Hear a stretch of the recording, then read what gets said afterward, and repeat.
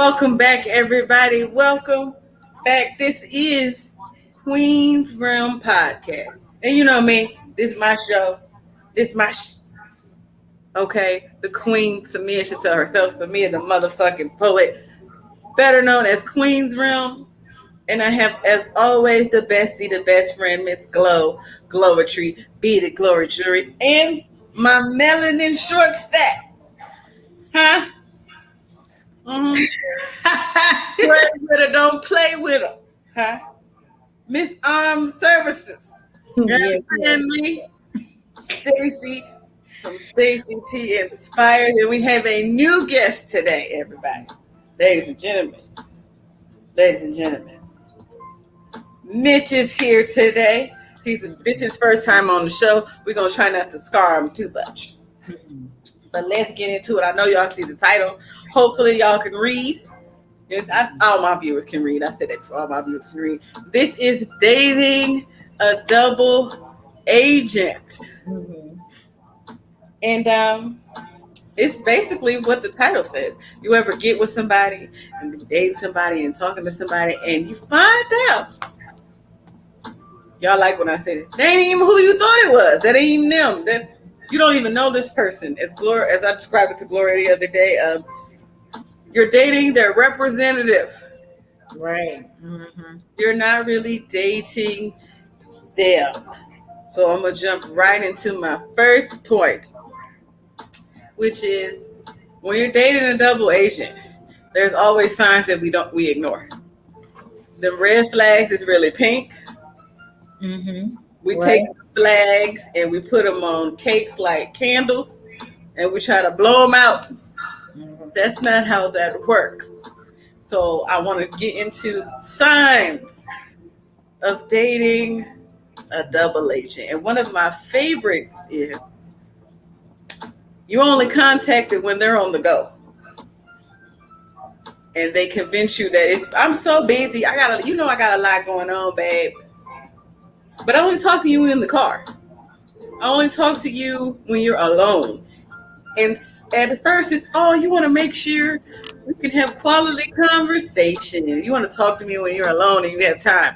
No, they have to talk to you when they're alone because it's always somebody there that they're talking to when they're not talking to you. And if that person hear what they're saying to you, it might be some trouble. Stacy, give me one. Give me one, because I'm going to let everybody get a turn. One, I want to say symptom, because you infected with the double agent. Give me one symptom, one way that you can tell you're dating a double agent. I would say one of the major symptoms, they're not direct when you ask them a question. When you ask them a question, they're going around the answer. And deep down inside, you feel like you're not satisfied with the answer that they're giving you because they're not giving you the specific answer. They're going around the question.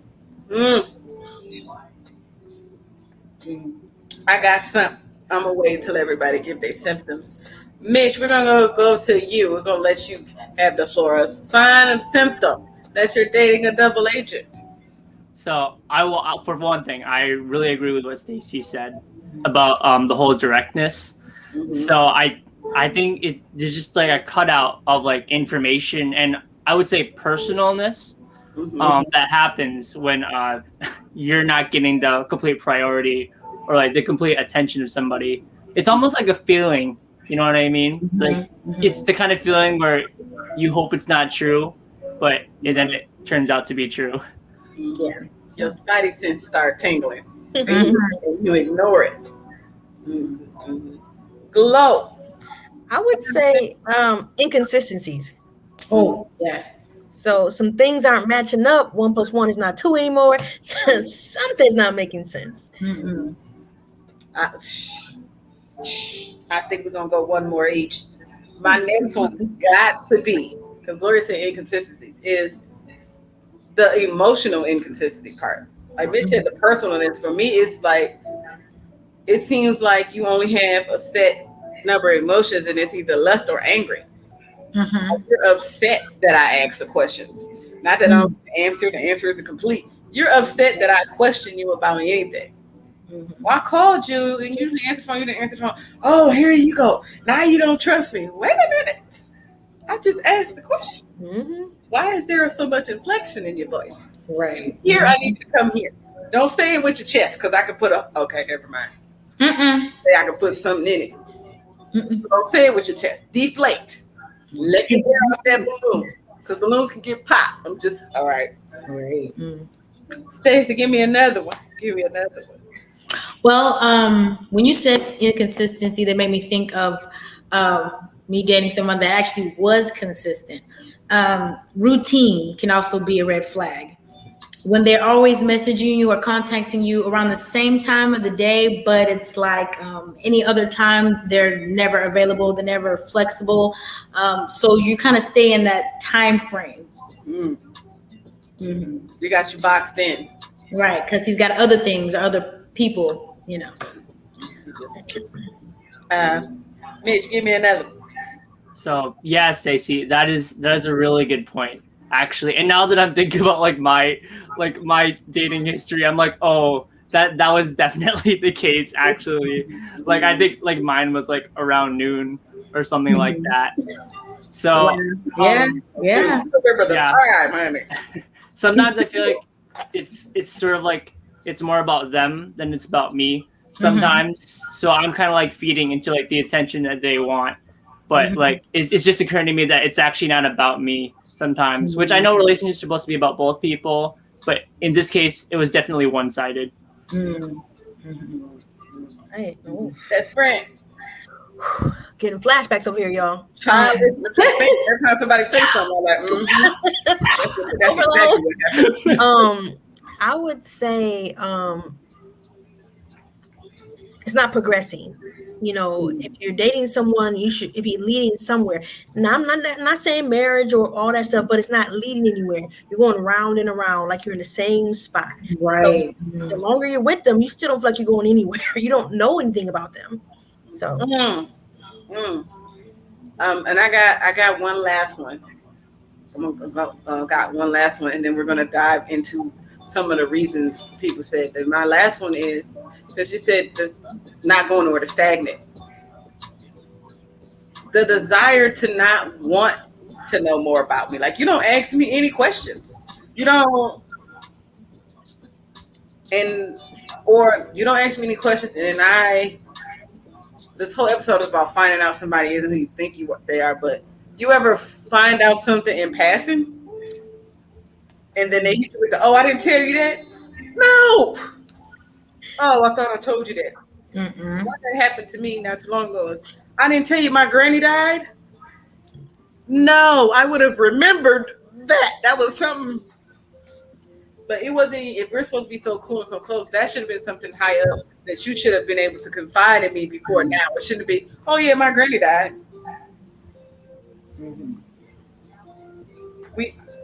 I thought we, oh, okay, so we not where I thought I was. But I'm going to say them out of order because I'm going to talk about them how I remember them. First things first is the inconsistencies. I think that's one of the ones that bother me the most. They're not even consistent in how they deal with you every day. The only thing that's consistent is what they want from you. Because double agents are really good at making you fall for what they're presenting without even providing any real evidence. I'm caring. They tell you all the traits and attributes they have, but they haven't shown you any. And you just believe that they have them because they told you they had them. They ain't experienced none of it. You patient. I've never seen you be in a situation where you use patience. I don't. Easy. You're an entrepreneur. You're a hustler. But like Gloria said, you ain't in any better situation. Okay. You're not doing any better in life. You're just right here. You have a complacency for chaos. You just want to stay right here. Just stay right here. Glow. inconsistencies. I want you to talk more about that. No, because I'm having flashbacks. That I'm just... I mean, it's on every level. You know, if you guys are planning on meeting up and they also have a reason they can't meet up with you, you know, or sometimes they can't meet up, sometimes they can't. It's inconsistent. You normally talk to them all the time, and all of a sudden you can't get a hold of them. But then later on you can. It's inconsistent. And then there's no explanation, no nothing. And I guess this kind of, you're saying dating, so it's not more than just talking phase, right? Like we're actually dating in a relationship. That's where I'm at. Yeah, exactly. So past the talking stage. Yeah, this person I'm leaning on to build something with is not consistent with me. I can't depend on you. Inconsistency leaves me wide open. I'm supposed to be leaning on you, and I can't. You're consistent with what you say to me. So now you might become a liar. Because you say you care, then you don't, or you say you're going to be there, and then you aren't. You're inconsistent. And many times it shows other places. You call off work, you don't show up for your friends, you don't show up for me. The inconsistency sometimes is deep. If you don't know what you're doing or don't know how it works for yourself, inconsistency is going to take over. Mitch, inconsistencies.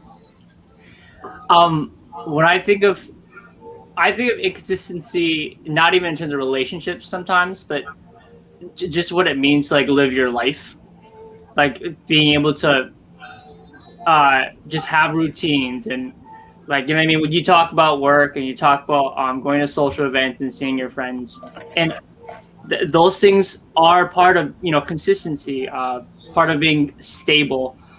And like, if you can't even have those in like that area of your life, then to maintain it in a relationship as well is going to be even harder, I think. So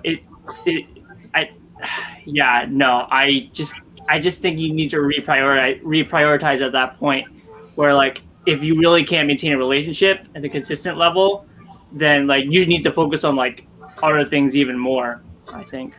So maybe focus on yourself. So before you try to give the time of day to somebody else. True. Stacey, I see that pen come out. Inconsistency. I would say inconsistency on both ways, because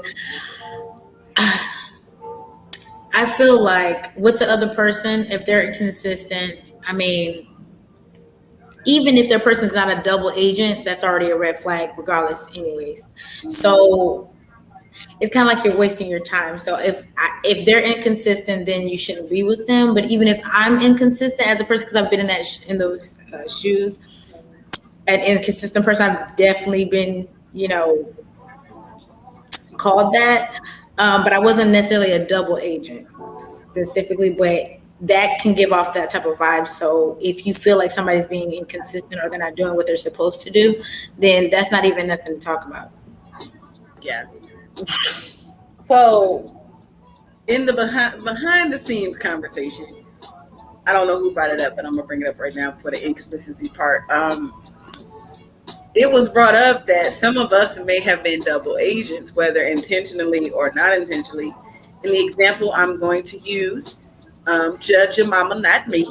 I was inconsistent on purpose because I made somebody a placeholder. And I'm not proud of that, but at the time, that's just what I was on. I'm gonna be completely honest. I've been made a placeholder without my permission. This person didn't know that they were a placeholder, and they would always come to me about, well, you know, you used to call, like, I don't remember which one of y'all said it. You used to call me, you know, this much, and now you only call me at a certain time during the day. Mm-hmm. Well, who I really want to be with is taking up a lot of my time. And I'm trying to be consistent with you, with that person. So I'm not really worried about you. I just want to make sure you stay there. So I'm inconsistent because I'm only going to give you enough to make you stay right here. You know, I'm not thinking about, you know, if you want to be fully loved or any of that. I'm just, okay, if this don't work out, I got you, because I know you ain't going to go nowhere. Let me give you a little bit, you know, just a little, enough not to starve. But on the other side of that, I've been it helped me to notice some inconsistencies. Now, what you do when you notice them, that's a whole nother thing. Because I'm not going to say women or we, have been, not am, because we know who speak that into my current life situation. I have been the woman who see the red flags and see the inconsistencies and be like, the lie women tell themselves, I say women on that part, I can love that out of them. I can love them into a pattern of loving me right. I can love them into, being consistent. If I love you a little bit harder, you will show up a little bit more. No, because the only thing you're showing an inconsistent person is I can do less and get more from you. So in turn, they're making you inconsistent with yourself. Mm-hmm. Because this don't make any sense. The ends ain't meeting at all. It ain't giving what it's supposed to give. Nothing. Mm-hmm. So you spend a lot of time trying to get this person to be consistent, to notice you, that you stop doing other things that you need to do for yourself. So now you're inconsistent with your own self because somebody's being inconsistent with you. But you don't fight for yourself, you fight for them. So that inconsistency thing, people, it's a big red flag. Stacy, I'm gonna go to you next for this one. Gloria said stagnant. I remember all the Gloria points. It ain't nothing against y'all. That's what I remember. Whatever triggered me, that's the word. Being stagnant with these double agents. Stagnant. Just like Gloria said, you feel like the relationship or the dating, you're dating this person, but you're not elevating, you're not going anywhere. You're just dating for like forever. Mm-hmm. There's no commitment. There's no exclusive. We're not exclusive. Like it's just, we're still dating. Yeah, definitely red flag. Next time I'm gonna bring some little red flags so I can like hold them up, because that's definitely a red flag. And I've definitely been in that situation, so I'm gonna talk about it. Me too. Go ahead. We accept what people give us.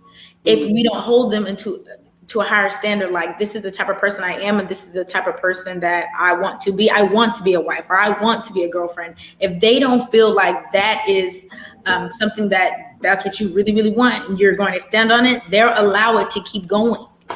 They're not going, if you keep being like, oh, he's just taking his time and then that's what they're going to do.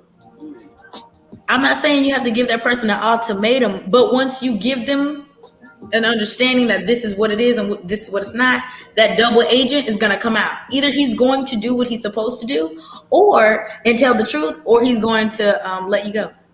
He's going to start acting funny. He's going to start acting funny. Go ahead. I'm sorry.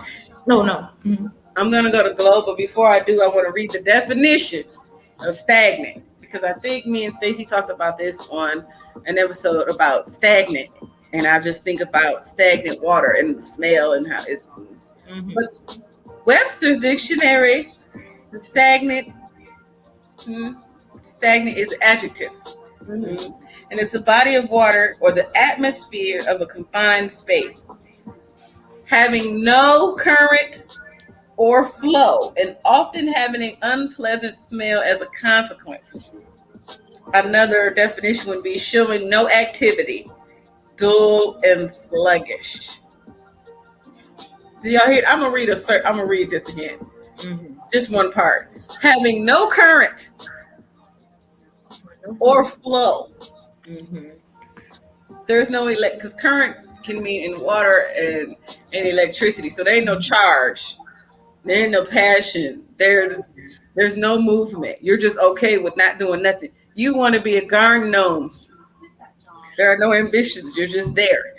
You're okay with that. Right. But Glow. We're on stagnant. We're on stagnant. Okay. So I don't know if I'm gonna go with this one. No, but like I was telling, what we talked a little earlier, I was in a situationship for several years. I want to say upwards of 4 years. We were friends, became best friends, and then became intimate. But we never made it to relationship level at the time. In the moment, we weren't relationship level, but we did relationship. Well, we moved as a relationship, but we weren't relationship. You know what I mean? So it was that way. We had conversations. I said, what are we doing here? Oh, we're just seeing where it goes. Let's just see how it goes. And I let it go. Like you said, I didn't push the issue. I didn't talk about it. It was cool for the moment, right? I had somebody kind of, sort of, like weird, but it was stagnant. It didn't go anywhere. I wanted more, but I allowed what it was because it was more than what I had. Wait, say that one more time. Well,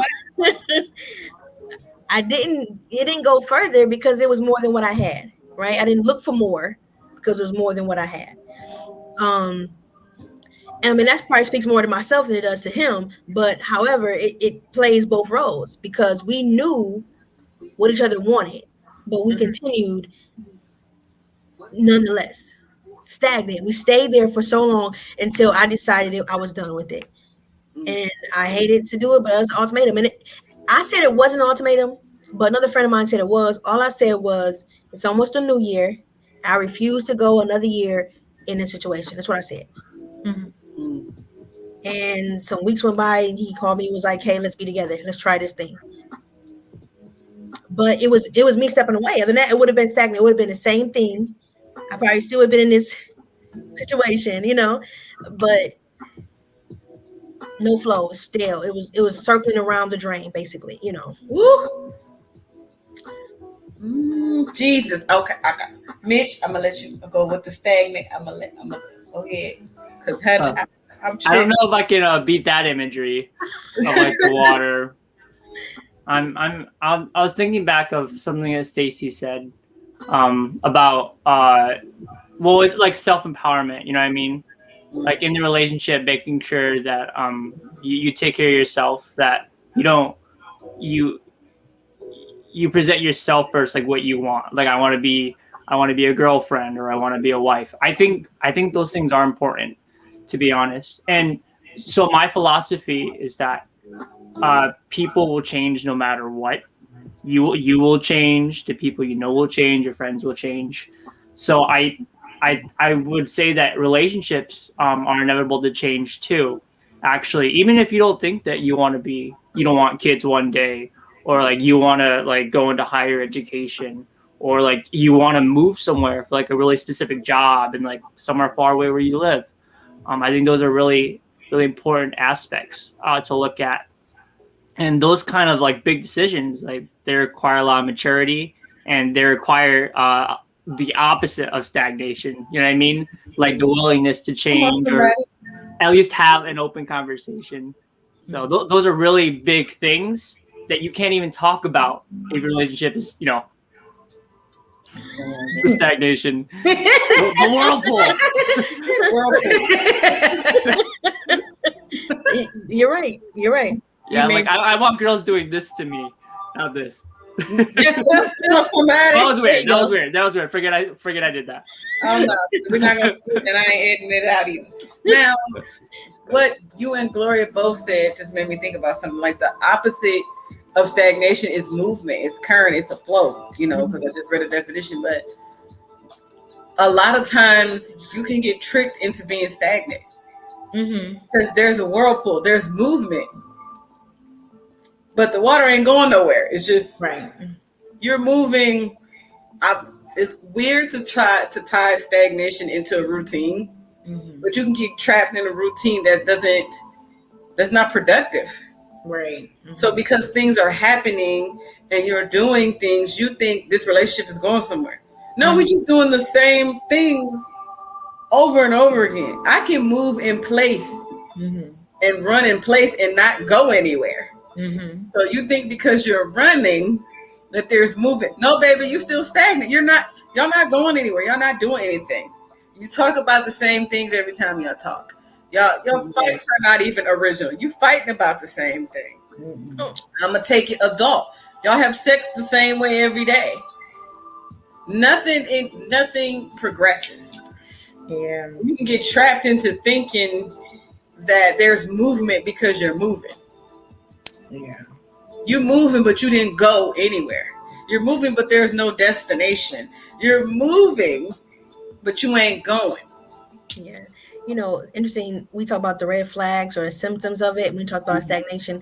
When you said moving too fast could be a symptom. This person, you meet them on Monday, they want to be your boyfriend by Friday and married to you by next month. Sir, you don't even know my last name yet. Period. Me, look at my screen. My name is Glow. You don't even know my full name yet, sir. Like, let's slow down. My real name ain't even up here. I mean, so moving too fast, I think, could be another red flag. I mean, it's not always a bad thing, but in the scheme of things, if you move too fast, it might be something to look at. Facts. The communication. I want to move on to that part. The lack thereof, and we didn't really say this, but the type of communication y'all have, the way y'all talk. If when we talk, it's either you unloading on me, and I think I said this on some previous episodes, you unloading on me, but I don't get, there's no reciprocation of energy. I just take everything you got. But when I get ready to speak to you about anything, it's, oh, that's unfortunate. Oh, I gotta go. Like, they quick to go when it comes time for, it's not like I'm saying I want a man to solve my problems, but help me suggest some solutions or something. You call me with all your issues, problems, quarrels, chaos, drama, and I'm supposed to be your therapist. But when the tables turn and I need that same support from you, I can't get it. So, you know, it's trickery again. I call it the finesse. I think I'm important because you're telling me all the stuff that you got going on in your life. Mm-hmm. People can talk to their plants. People can talk to animals. People can talk to themselves and get that same feeling. They just like knowing that you will listen to it. They want you to make them feel better. They want you to be their Band-Aid. But they will not provide any first aid for your psyche because they don't care for it. Mm. They don't care for it. So what they communicate and the frequency of the communication, because I always say I like quality over quantity. You don't have to talk to me every day. If we don't have nothing to talk about, don't call me and let's just sit on the phone. That ain't cute to me no more. I'm in my 30s. I want to go to bed. Like, we're not finna fall asleep on the FaceTime. You could come over and we could fall asleep, but I'm not doing that. You're running up my light bill. I don't know how, but you're running up my light bill. So the communication for me is what we're talking about, and are we talking? Are we talking? Gloria made a good point the other day when she said, you ever text somebody and you realize you get happy that they're texting you, but y'all not really texting. They're just replying. Y'all not even having a conversation. You think you're having a conversation, but all they do is reply to what you say. They never say anything to you. And you don't even notice that. They're just replying. You're not having a conversation. Triggered. Am I listening? I'm like, we're playing, That's like the end of all my Snapchat streaks. Yeah. Like, oh, wait a minute. Wait 1 minute. Oh, Jesus. Wait 1 damn minute. You mean tell me? Well, I'll be. But you're next, Stacey. So can you? Because I'm like, because I got triggered. Look, absolutely. Okay. But I was going to say with the communication. So back to what you were saying, though, about you being the therapist and the person that you put your frustration on. What I feel like is when you become that person that they're putting that frustration on, and every time you talk to them, it's either or, like, you know, every time you're bringing up something, they get upset at you. You're the other person because the other person's getting the good side. You know what I'm saying? Anything that they're going through in life when they're stressed out, you're getting that. You're not getting the good, peaceful, funny. You know what I'm saying? Like, you're getting whatever he needs to or she needs to dish out, like whatever. You're the stress reliever. You know what I'm saying? Because they are feeding off of you. Like they're getting what they need out of you. They're trying to get your peace. They're trying to get your joy. Like whatever you have to offer, they want that because they're going through whatever they're going through. Because if you were the focus, you would get all of them. You would get the peace. You would get the irritation. You would get all of the complexities of that person. But when you start to get boxed in emotions, then there's the double agent. Rewind. If you was the one, you would get what? I just need you to say that one more again for the people. Hold on, let me uncover my ears. Let me get all of it. If you're the one that's getting all of the emotions, then okay, you're the one. But if you're only getting the boxed in emotions, just a few ones, the ones that's for his stress relief, the ones that's supposed to release his anxiety, depression, whatever he has going on, that's just the negative side, then you're the other. You're his release. I mean, can I say the same on the opposite end too? I know quite a few men who won't share their negative things with you. They'll just share the good moments. Oh, I'm good. Everything's all right. Absolutely. All your good news. It doesn't mean you're, the one either. You're just getting part of them. Mm-hmm. But see, the same thing that Glow said, you're only getting part. So either it's the negative or it's the positive, but you're rarely getting the full spectrum. If they're not yours, you're not getting it. You're not getting it. Mm-hmm. I got to make a comment on that real quick before I go to visual communication, because I'm triggered. That's something you'll hear us say a lot because I like for people to admit on here when they triggered, but I want you to say why you're triggered. So it just can't be because people are like, oh, I'm triggered, but why though? Because if you don't speak it, then it just stays in you. So I'm triggered with that because people will give you pieces of them and steal your piece with it. Mm-hmm. You want to dump all the chaos on me so that you can take all the happiness, love, and light and joy from me, fill yourself up with it, and go dump that on the person who you really care about. Mm-hmm. Mm-hmm. You're going to take my joy and give it to them. So you secondhand joy me. You secondhand happy to me. You secondhand smile. This ain't no thrift store. Okay. No, this ain't the Salvation Army or the Goodwill. Hello, not the blood bank. You We're not thrifting. We're not thrifting with my emotions. Mm-mm. But people will do that. Let me get hype. Let me get this energy from somewhere. Some people use people to do it. Some people use drugs, alcohol, whatever. But I'm talking about the emotional vampire part of it. Oh, emotional vampire. Wow. You're an emotional vampire. You come and suck up all the stuff for me so that you could go and be, healed over there. Use my energy and my love and my light to heal you so that you don't hurt who you really care about. Mm-hmm. You don't care if you're hurting me. You just care that it's helping you. See, I almost want to call him a mosquito because you don't see him coming. Just and before when you find out, you already been bit. You already been bit. Now you're hurt. They already got what they needed before you figured out you got bit. It's too late. You can't get it back. They already go. Then they carry all kind of diseases and stuff. I'm about to say y'all about to take it to church because you do know when mosquitoes bite you that they replace the blood they took out with another liquid. That's why you itching. Yeah, that's why there's a reaction. But what they took out. What they take out is good. What they put back ain't good, and it ain't good for you. And sometimes it can kill you because it can be things in there. You don't know what that's made of. You don't know what's in that. You don't know what's in what they're putting back in you. Mm-hmm. But it ain't good for you. Mm-hmm. Oh, gee, y'all gonna preach today? Okay, I see what's happening today, Mish. Communication.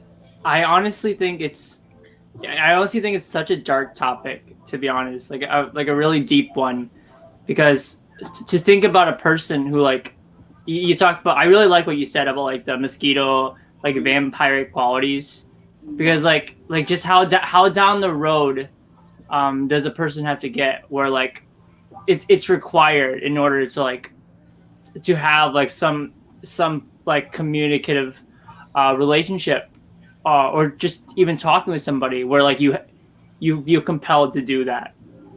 I think that's a dark spot. And now that I think about it, there's there's 2 times in my life I think where like I completely like lost my shit with like a person, and it felt, I guess, to put it really messed up, it felt good at the time, but in retrospect, I think I did myself a disservice. Like I don't think like that's a healthy way. And like I said, I do that like 2 times my entire life, and you know, some people do that, you know, quite a bit, I think. And part of it's like a self-coping mechanism that might be too clinical to say, especially since I'm not a doctor. But I don't know. I almost kind of pity a person like that. So I think it's really sad. Oh, it don't matter about what term. Listen, I go to therapy. I let everybody know I go to therapy. So sometimes what my therapist says to me come right out just the way he said it. And it be in the medical jargon or whatever, but it makes sense. Gotcha. You know? And I get like the pity of the person. And I think this is off the communication subject, but not really. It still goes with the double agent theme, is that a lot of times we pity people and we confuse that for love. Because I feel sorry for them than I care. Because I feel sorry for you, it's harder for me to break from you. Guilty. The problem, me too. You need me. I'm helping you. Let me help you. And I mean, and it makes it worse to add on the part if they ever tell you that no one's ever loved them. And so you're gonna be the one to love them. Oh, baby, I'm the one. Like you. That's the one. No, they ain't even said that part. They just go, ain't nobody ever loved me, man. I never had nobody who was down to me. You know what I mean? And I'm like, I'm gonna be that one. I'm gonna be that one because nobody do better than me. And I'm gonna suck the next one. Yeah. The same thing he told you. Like, hey, bro, I was over here loving the shit out of you. Yeah, but you feel bad. You think to yourself, he ain't never had nobody love him. Nobody let them expressing stuff to them. I'm gonna be that person. I'm gonna step up. And then so you feel guilty. You want to stay there and make sure they get what they need because you feel the need to fill that void. And speaking the clinical jargon, you think to yourself, maybe I'm lacking something. Right. I'm trying to give to him so tough. Yeah. That's how it is, though. I feel like sometimes we give what we want. So it's like if we want love, we give a lot of that love because we want love. And that's with women. A lot of women are like that, just specifically like if we want communication, we will communicate more because we're really trying to tell you that that's what we want. Yeah.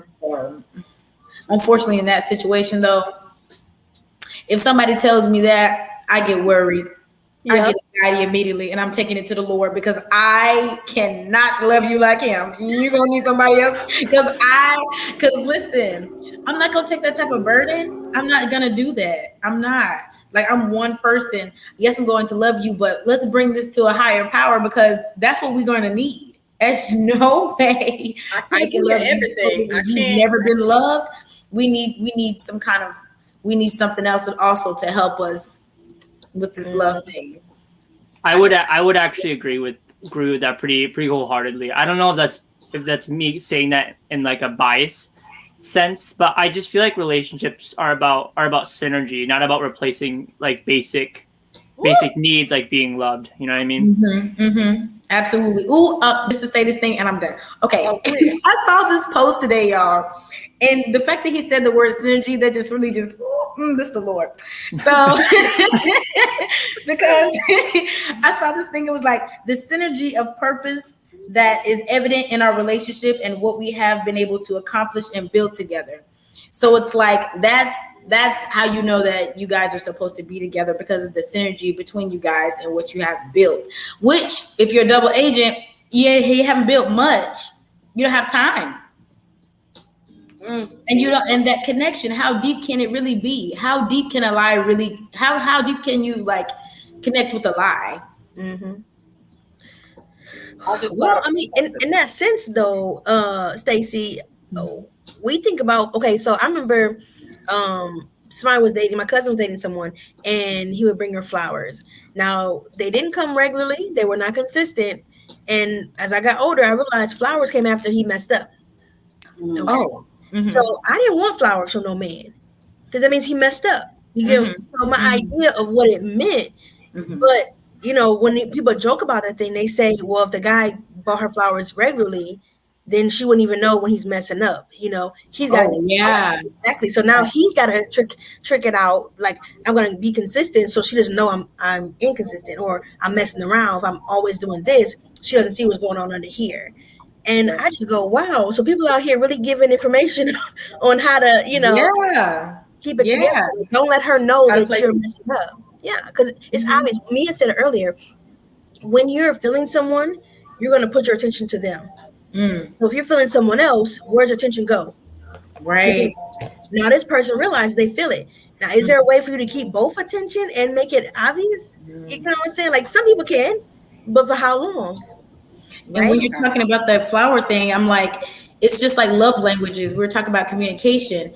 Okay, well, the thing about love languages, if a person knows your love language is communication, they can use that against you because they know that's your love language. You know what I'm saying? So it's like, okay, you know, I need communication. So you will withhold that from me to try to, you know what I'm saying? Like, to try to like get me to like, okay. If I act like this, he'll talk to me more. If I act like this, he, you know, I don't want to get on his nerves because if we don't, you know, we're gonna not talk so much because it's manipulative. Exactly. And or we can be tick for tack. He gonna do it to me. I'm gonna do his love language too. What do you mean? Yeah. Now we in a loveless relationship going tick for tack, you know.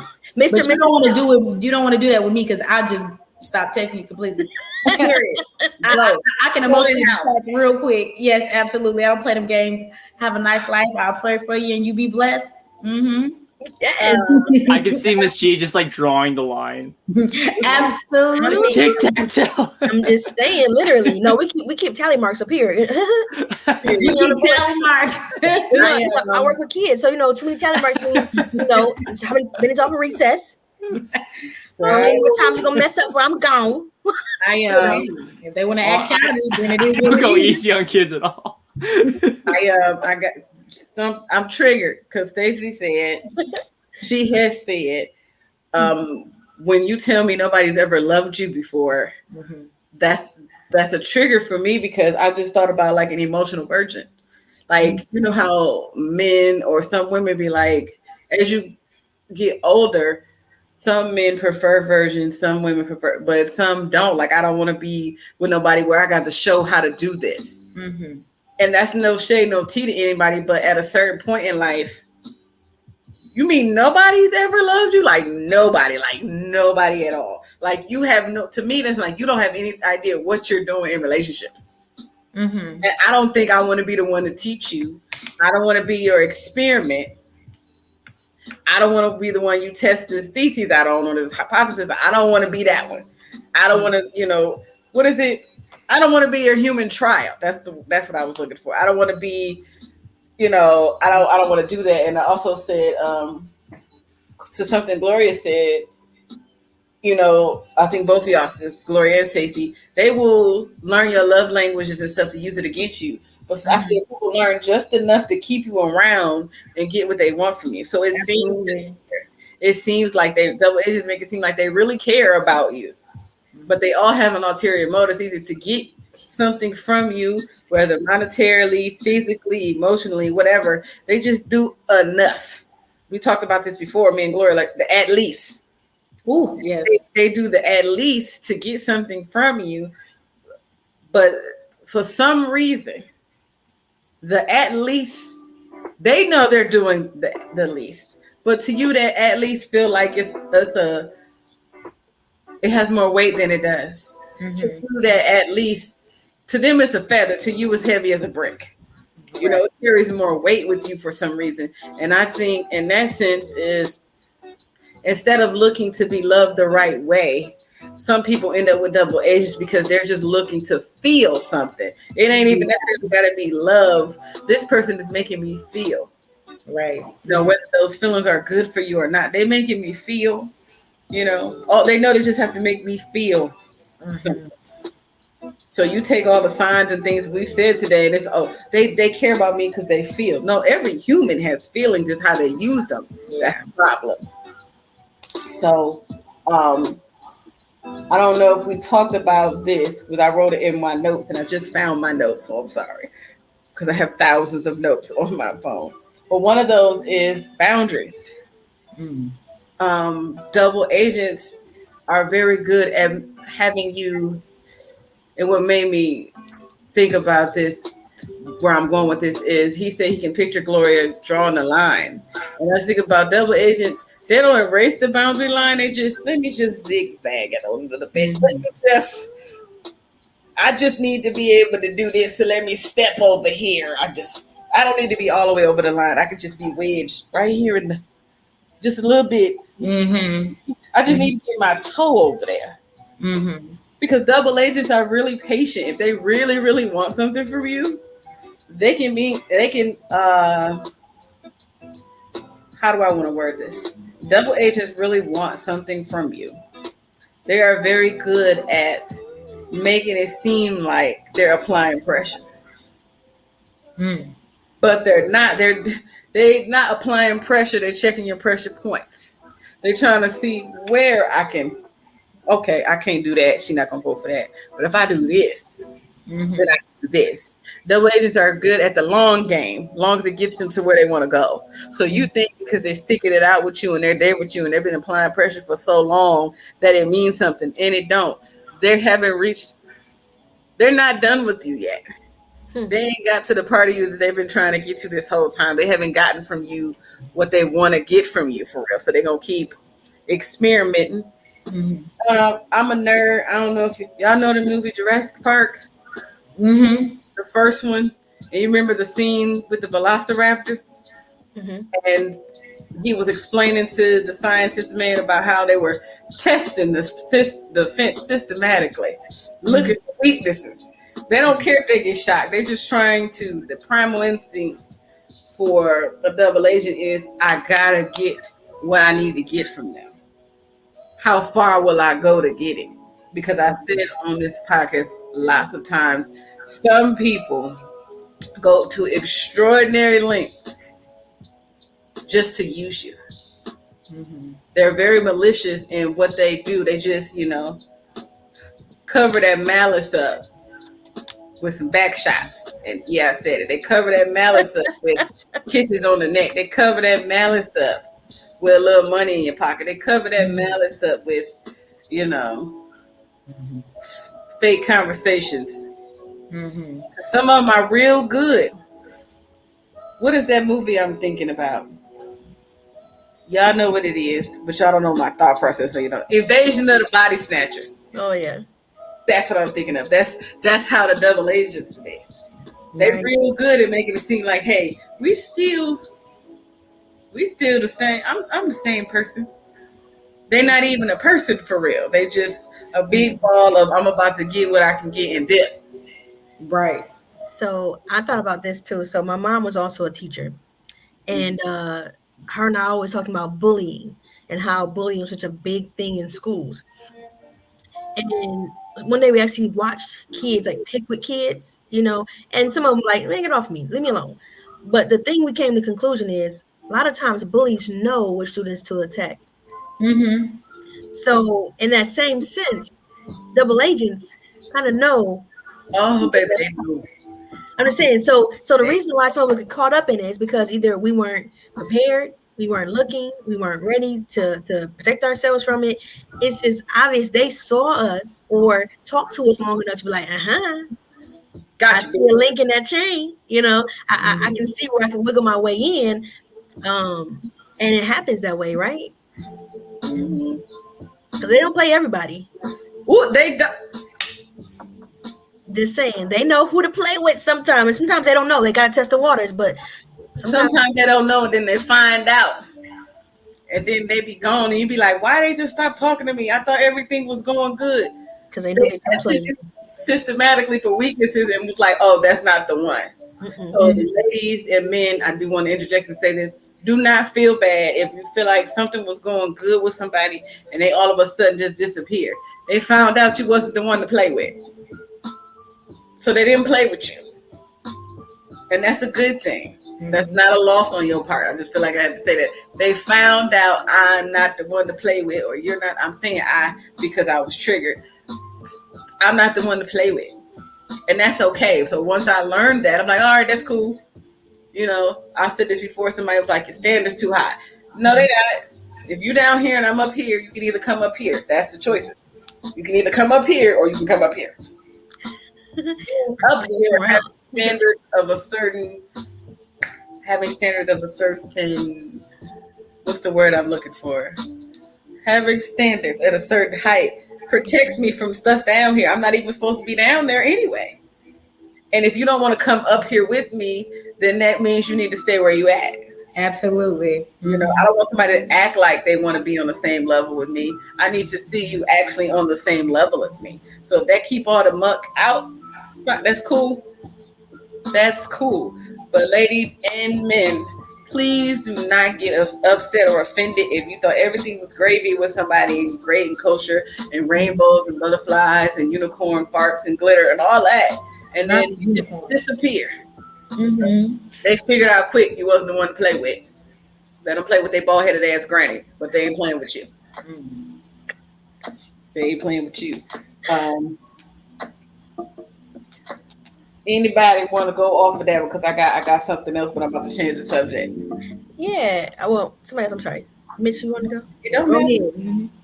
Oh, what was I thinking? My grandma still has hair, actually. But I'm not. That's what he was thinking about. No. You're talking about boundaries, and I think that's such a great thing to think about, actually. And like to have standards actually is really important. I think it's important to hear too. Like you tell yourself, I have standards, but to actually hear it from other people, I think is really self-affirming. You know what I mean? Like it's good to want somebody that appreciates you for who you are. So it's good that you stood up for yourself. I think that's really important to hear, to be honest.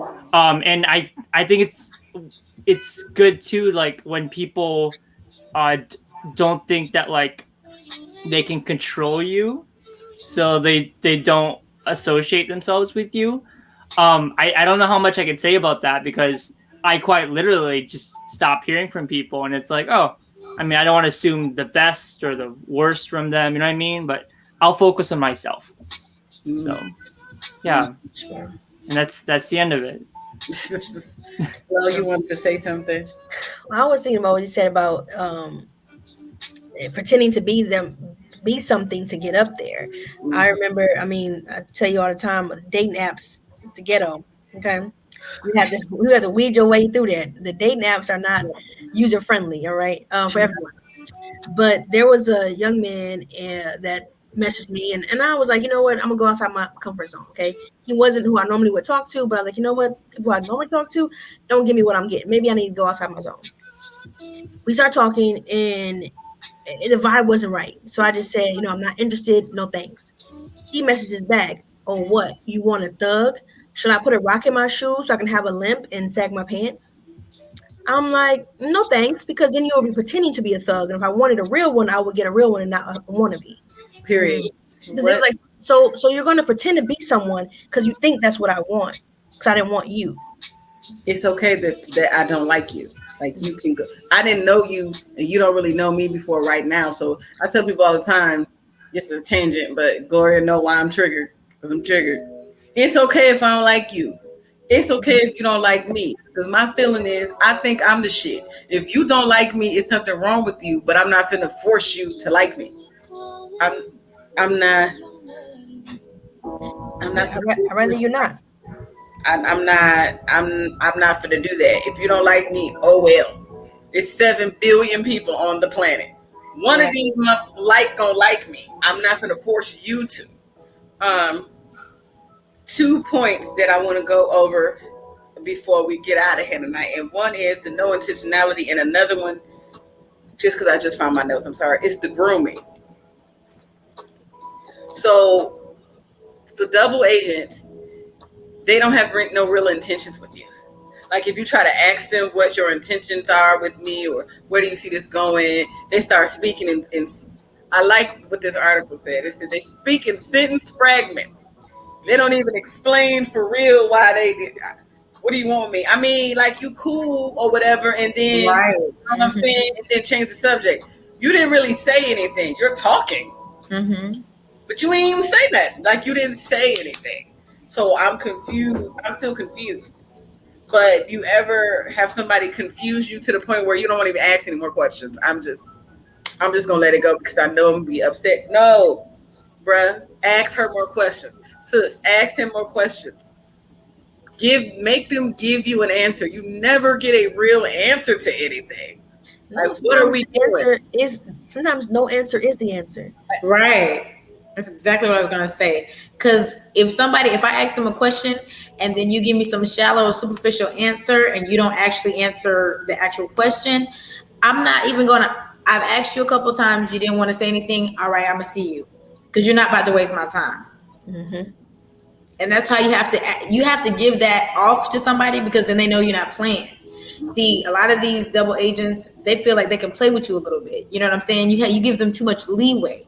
It doesn't mean that, sometimes people don't feel like talking, whatever. Okay. But when you are talking about something serious and you've asked them multiple times and they're not giving you that answer, okay, well, take some space, do your thing, move forward. When you're ready to talk and be real and be an adult, all right. Right. Mitch, intentionality. Absolutely. Or the lack thereof. But you also have to make your intentions clear too. Yeah. Yeah. And you have to keep those standards. If I said this is what I want, you know what I want, then okay, there's no guessing. He doesn't have to read my mind. He knows exactly what I desire. Now, if he acts outside of that, okay, well, he obviously doesn't agree with because the thing is sometimes double agents will act like they agree with you. They're like, I want to be in this relationship. I want to be in a relationship. They're like, yeah, me too. And they'll just go along with you. And then you be for like a couple of months and you're like, hey. And they'll hit you with this later. I never told you that. I never told you I wanted to. I just agreed with you. Well, I just feel like, okay, cool. And I'm not saying people don't change their minds and stuff like that, but it's like you knew that at some point that you didn't want to progress. So because you didn't communicate that, then something else is going on. You know what I'm saying? It doesn't take us 3 months to date for you to still be like, oh, well, you knew that this wasn't going somewhere. So why do I have to always ask you the question? Like, why do I have to always ask you where we stand? You're in this relationship too. Or is it just me? Because it probably is. It probably is just one person in this situation. And you're dating yourself. You're not dating him. You're dating yourself. Is what you're doing. Don't want to know. Exactly. But yeah, I'm gonna go. Mitch, go ahead. I was completely agreeing with what Stacey was saying. I think when it comes to intentionality, it's okay. It's really okay to not be sure sometimes, and I think that is an honest thing to say. But what Stacey is going on about is how intentionality kind of coincides with this idea of stagnation, actually, because intentionality, it's got a swing to it. You know what I mean? Like something definitive about it.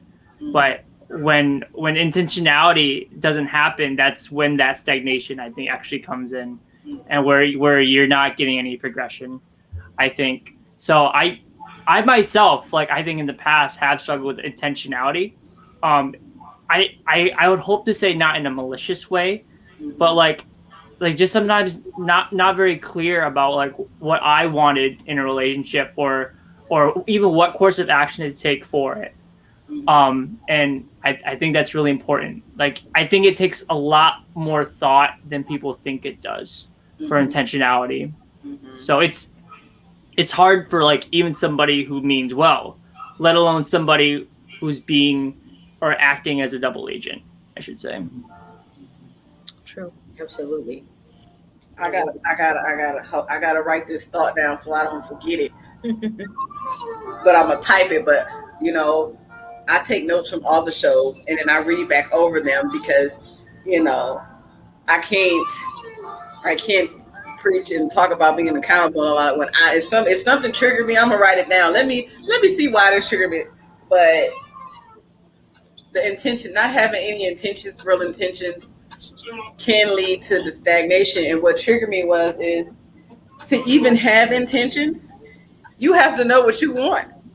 If you don't really know what you want, that is a way for you to turn yourself into a victim. Absolutely. You make yourself vulnerable in the wrong way because if you don't you don't have any intentions or direction or know what you really want in life yourself.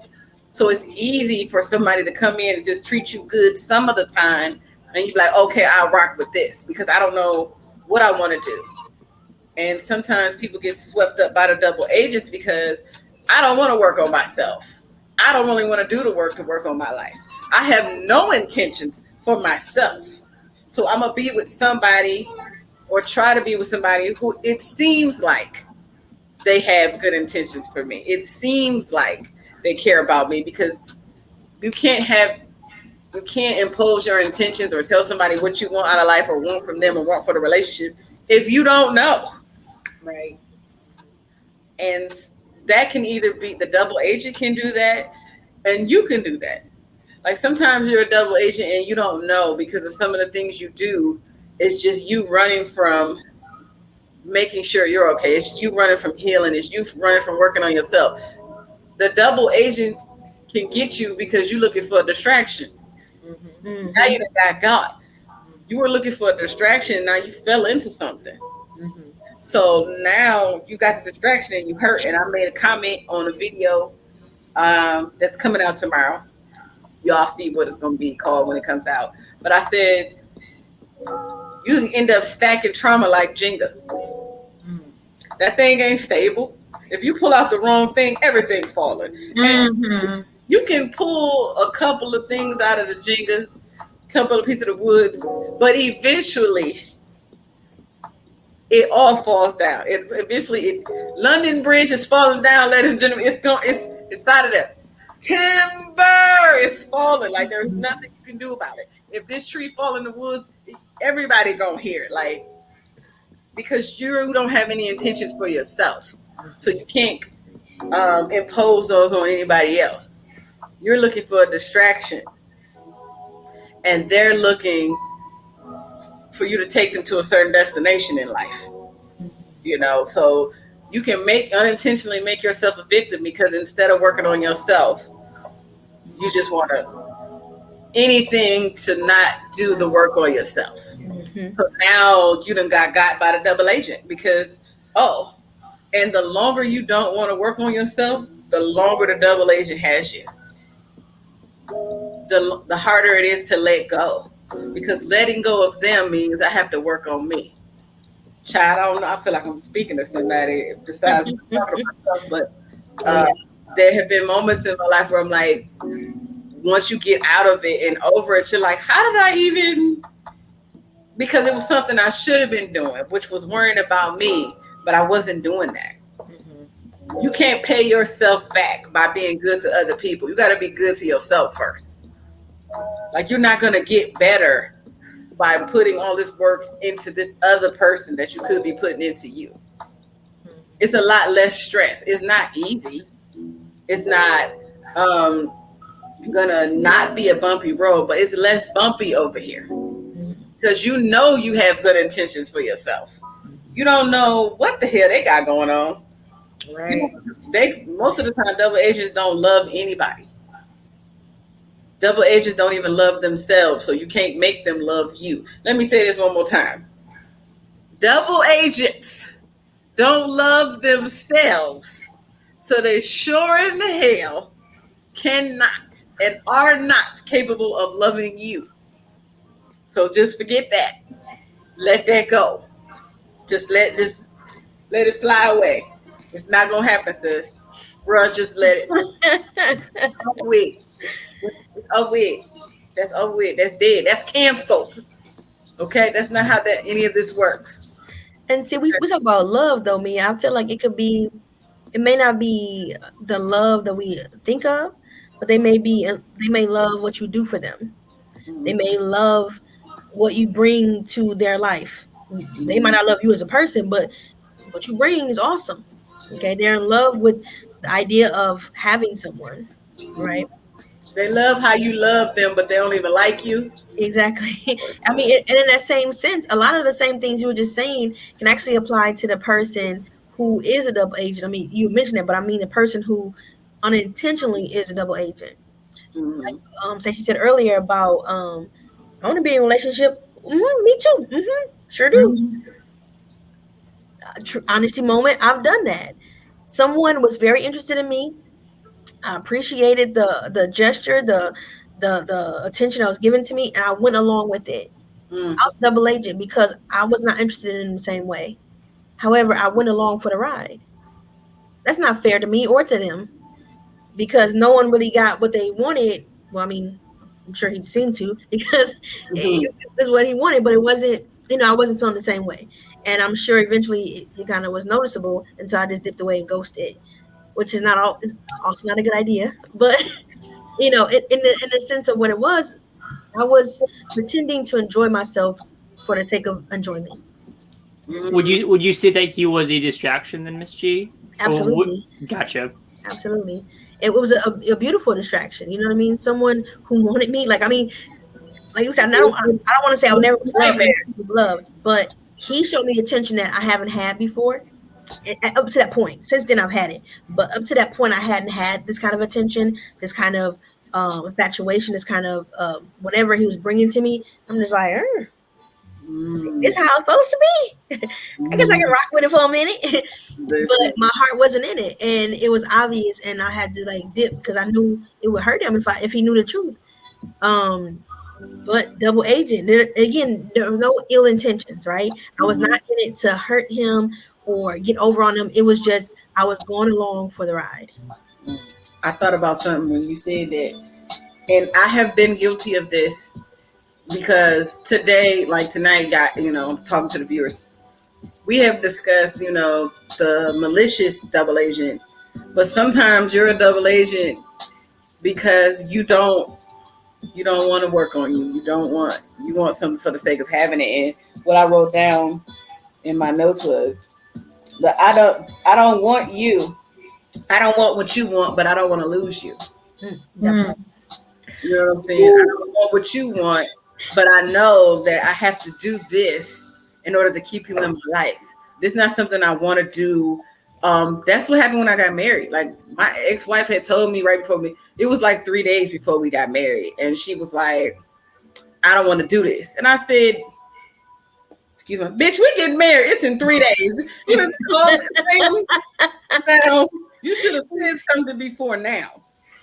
Oh my goodness. I want to have kids with you. I still want to do this. I still want you to be the mother of my child. I said, but one of my stipulations of having children is I have to be married. It don't even have anything to do about being old fashioned. I just told myself my whole life, I will never be just somebody's baby mama. Not to say there's something wrong with being a baby mama, but I'm not finna do that.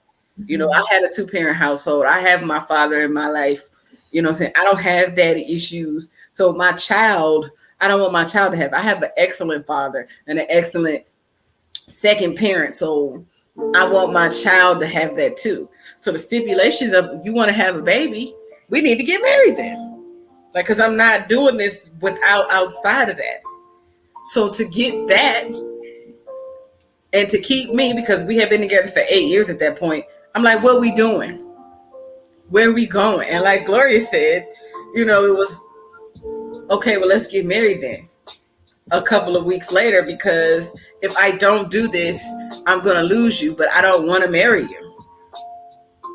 I don't want any of that stuff.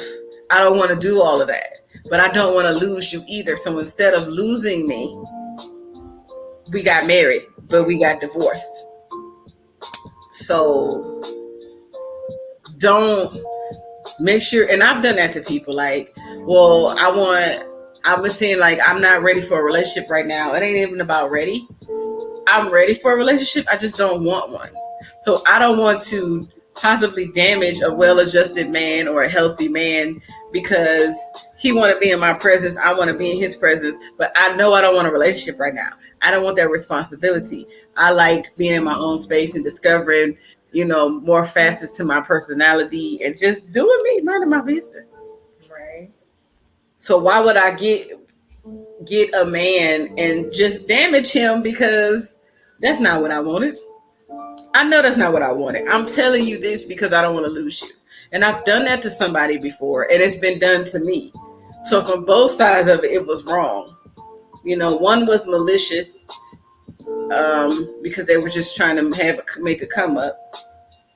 So they knew. I said, I'm not going to keep doing this. We have been in talking stage from like 7 months. I'm like, okay, it don't take that long to decide whether you want to be with somebody or not. Mm-hmm. Mm-hmm. And I took the next step in a relationship from when I did it because I didn't want to really do that.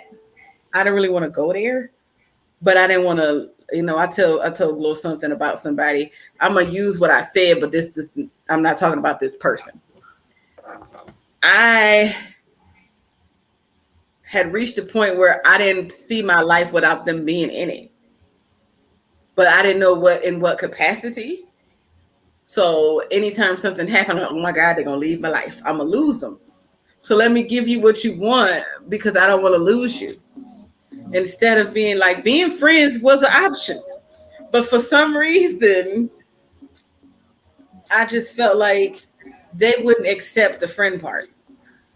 So let me take the next step, because if I don't take this next step, then so it can almost be malicious, but it wasn't meant to be malicious. I just don't want to lose you. It was selfish. Not really malicious. It was just selfish. Like I don't want to lose you. So let me give you what you want so I don't lose you. But it's not what I want. Mm-hmm. Really. I just want to be around you. Yep. But I don't want it to go no further than this. You want to go further than this. So I know what it feels like for it to be done to me. And I knew once I broke into that person,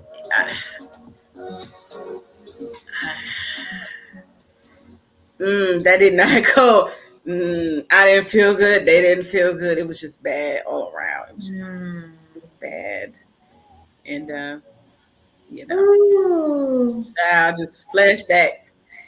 Girl, yes. Remembering times when you were an asshole don't ever feel good, but I just accept that because I did it. You know what I'm saying? I did it. And you know who you are if you watch my videos. I agree because I've actually been a double agent before, but not intentionally either. But I feel like it's because I was emotionally unavailable. Oh, Jesus. Like, I honestly did not really feel their pain. Like it sounds bad, but it's like people that know me know that my emotion level is kind of limited a little bit. Like I'm not very emotional. Like as a female, like most people would explain, like females are like, I'm usually not in that category. Everybody says like I'm just kind of more on the. You want to know something, Stacey? Yeah, I am, and that's what Dr. Nyman told me. He told me, Dr. Nyman is my therapist, by the way. Everybody who's seen the show knows it already. So, bitch, that was Dr. Nyman is my therapist. He said, because he was agreeing with me when I said I'm not ready for a relationship. And I said, I can't put my hand on it. Like, I know I could be in a relationship right now. And it's not, and he's, I got to stop saying I'm not ready. Not ready is not the issue. It's just I don't want to. And that is because I'm emotional. And I have emotions, but I'm not emotionally available. And when you tell people you're not emotionally available, they just automatically assume you don't feel. I feel, but I seen something on TikTok that said, my emotions are budgeted. I'm on a budget. And I'm cheap. Mm-hmm. Very frugal. I'm frugal, huh? I'm pinching all the pennies. Very much. The emotional bank goes. Mm-hmm. I got to keep this emotional checkbook balanced. And I feel like this relationship will overdraw my account. That's it. And that's good right there. You need to put that on a post. That's good right there. I just, I want to stay in the black. Mm-hmm. I don't. Yeah. And it's hard and it's easy to become that double agent because it's like, for me, I think more logically. So like when I was younger, I didn't know that's who I was. I was just thinking that they were like me because in my mind, I'm like, we just kicking it. Like, so when I would be like, yeah, I'm good, I'm moving forward, they would be like heartbroken. I'm like, I don't even know what's the big deal. Like, you even get that? I'm like confused because I'm like, but it's like, I didn't open up to them. I didn't communicate with them. I didn't let them know, okay, this is how I'm thinking, knowing that they're probably more emotional than me. I'm like, well, they'll be okay. Instead of being considerate, I was more selfish. And I mean, I look at that now, I'm like, yeah, I could have communicated to them and let them know, hey, we're not on the same wavelength. Like, I'm dating you, but I'm like, I also got like friends. So it's not like, you know. So I feel like I've been in that whirlpool right there. But I mean, now I'm better. But I'm better at communicating. I'm not even gonna hold you. Like, I'm better at communicating. But I'm still like emotionally like limited when it comes to that. Like, just because that's the way I process things. I'm just more logical, not like that emotional. So but I'm aware. I know, okay, this is how I am, this is how I feel. So to combat that, I need to communicate with my person or whoever I'm dating. See, listen, we done, child. See, this always goes so much deeper, and I love it because we spent most of this episode talking about, you know, the signs of a double agent, but it takes us a certain amount of bravery, vulnerability, and honesty with yourself to be like, I've been one. Mm-hmm. You know, I've been one. I wasn't trying to be one, right, but I wasn't trying to stop either. Like, I knew what I was doing. Mm-hmm. You know, I'm like, okay, they probably like me a little bit, and then it gets done to you, and you like, ooh. And it's sad that a lot of times you don't even learn that that's something you did. Mm-hmm. Until it's done to you. Absolutely. And then it's something you may not ever realize if you don't try to, you're not trying to be a better you. Me and Stacey talk about this on, is it better or is it different? If you're not trying to be the best version of you, some stuff you'll never figure out. So you'll keep being a double agent, or you'll keep be the victims of a double agent because you're not trying to see where it went wrong. You're not trying to see how it went left. You just, damn, that's messed up. And for me, it's very hard to process doing something to somebody and it's been done to me. Like, once I realize that's what it feels like to be done that way, it's really hard for me to continue a certain behavior because if, you know, there are times when people don't actually realize they're hurting you, especially when they're not trying to be malicious. Right. I didn't know it was hurting you.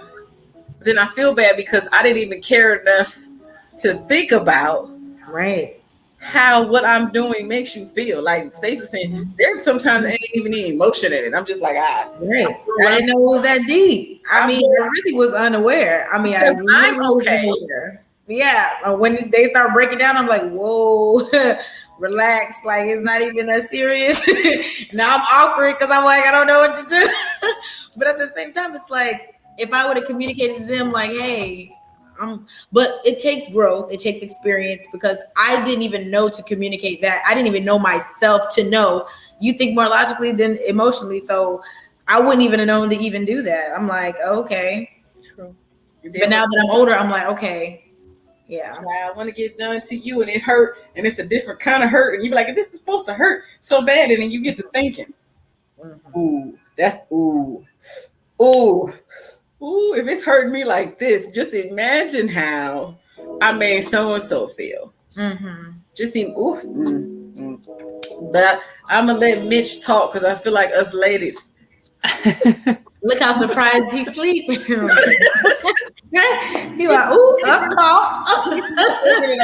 I don't take it, because this is his first time on this show, and, I did preface him and prepare him by saying I'm ignorant, which I am ignorant, but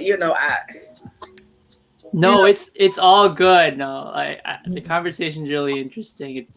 It's really good. I enjoy it all. I agree too that it takes, it takes a lot of growth.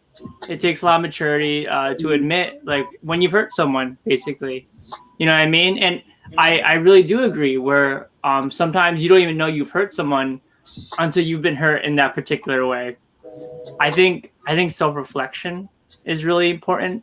I think just thinking about what it means to, the distraction part, like not focusing on yourself, or what it means to not think the same way as somebody else. Like I think I'm the other way, where like I think more emotionally than I do logically. Or should I even say that my logic is influenced by my emotion? Oh, that's good.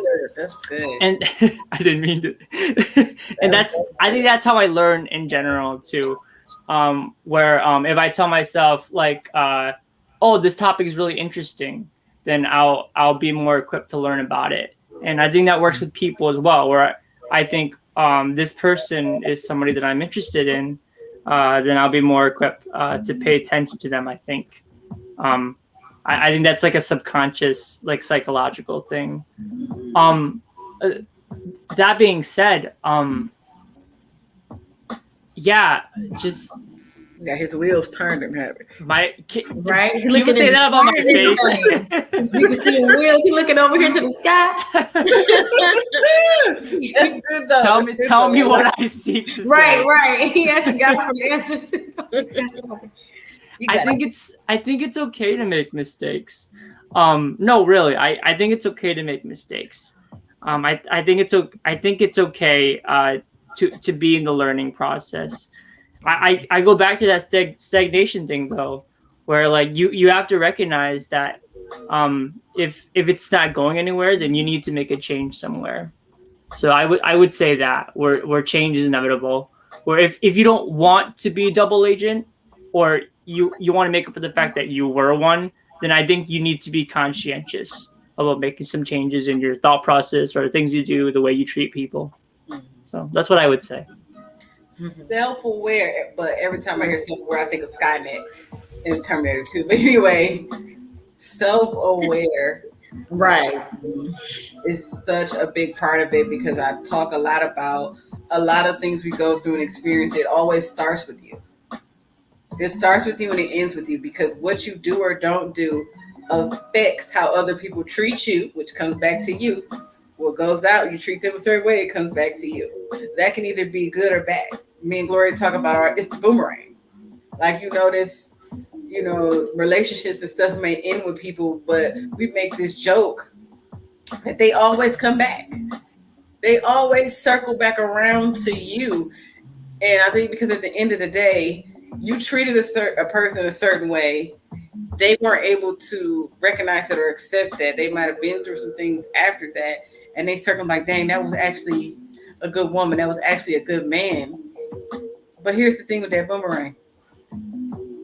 I've become more self-aware.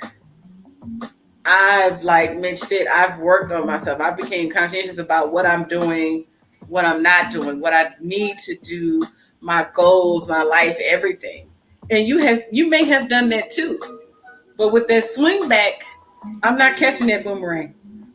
You can bounce off something or something else. I don't need you to swing back around.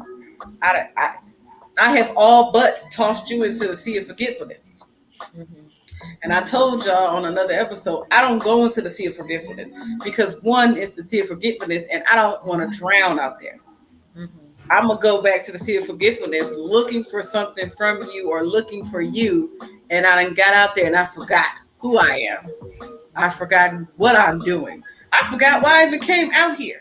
Because again, you throw things in the sea of forgetfulness. You don't go swim in it. Did y'all hear what I said? You throw things in there. That place isn't habitable.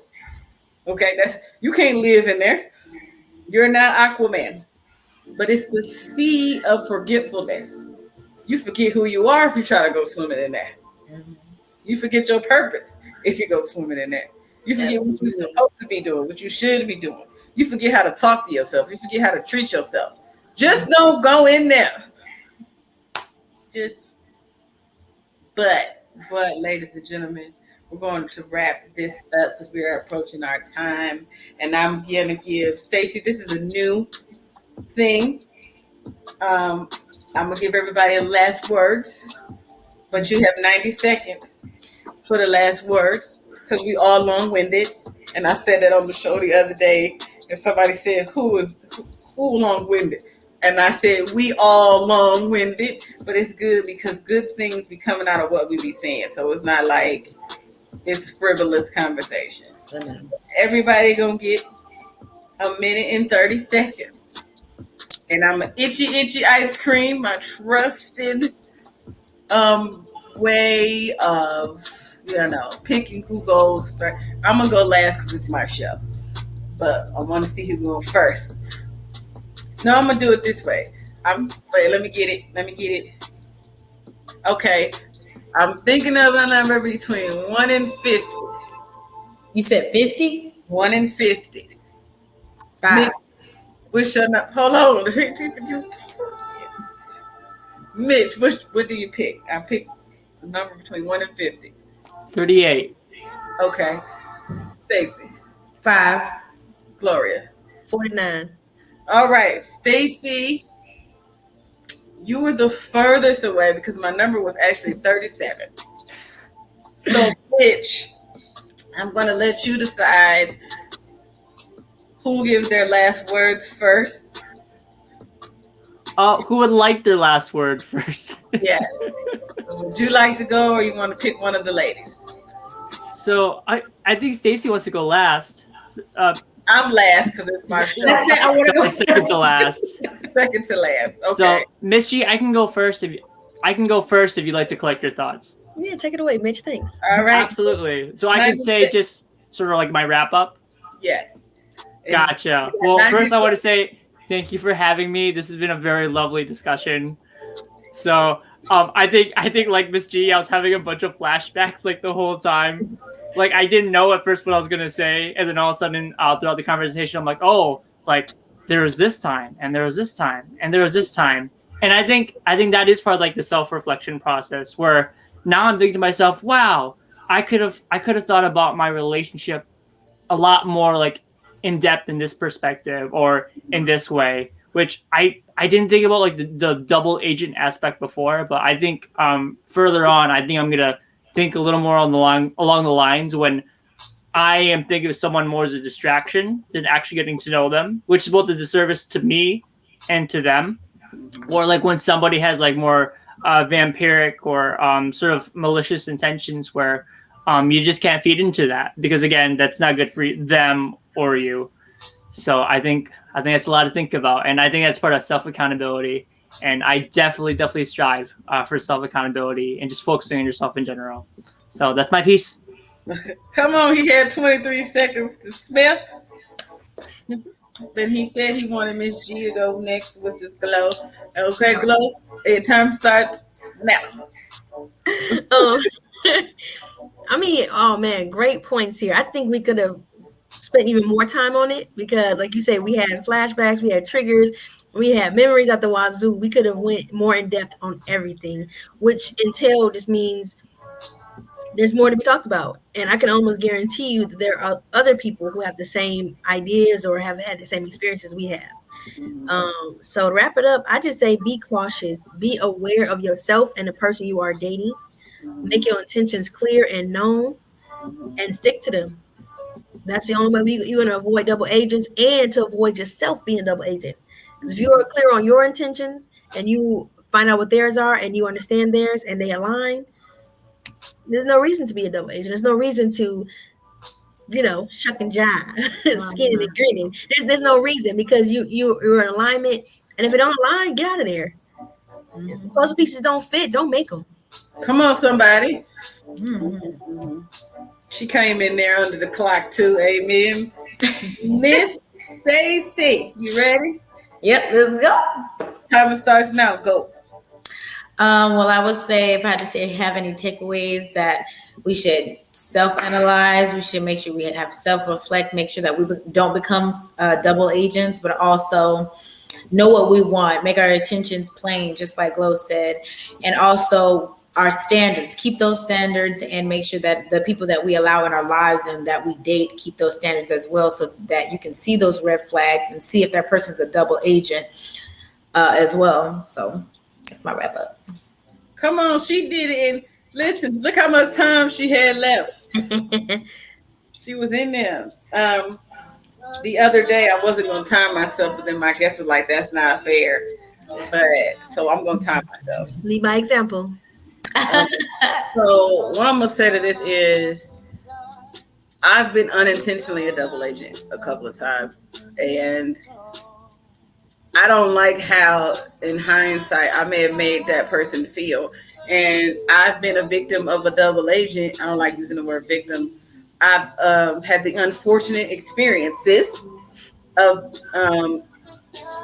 falling prey to some double agents, and it was because I wasn't self-aware.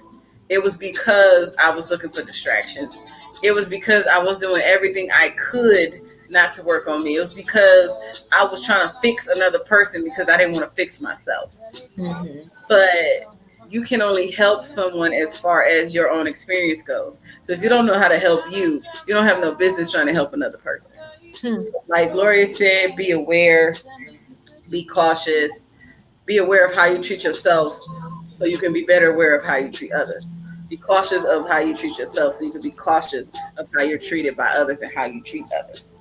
And that's all I got to say about that. Boom, she came in under time. Just so y'all know, I ain't 19 minutes left. 19 seconds left. 19 seconds. Again, I want to thank Mitch. It's his first time on the show. He did so good. So good. Thank you. Because I know it's a lot. You know, I know it's a lot. I know we get deep really quick, really fast.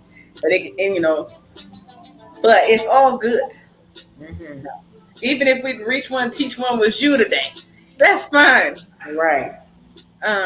Again, I would thank my little melanated armed services lady right here. I don't think I ever even told you, but thank you for your service, because of course.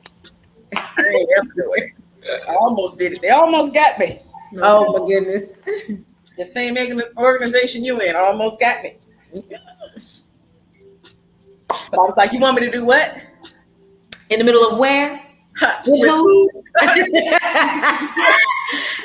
Yeah. No, sir. No, ma'am. Again, I always think the bestie, the best friend, and I always say this: my best friend. She y'all regular friend. Jesus. Best friend had me crying this morning because she's best friend. Happy tears, but y'all find out why soon. I got a surprise for y'all next week. I got a couple of surprises for y'all next week. But again, this has been Queen's Realm Podcast. Like, comment, subscribe, hit that little notification bell. Tell all your peoples about it. If it only reached one person, then I did what I was supposed to do. But I love y'all, and we out of here. Bye. Auf Wiedersehen, arrivederci, no domo arigato, I don't know, but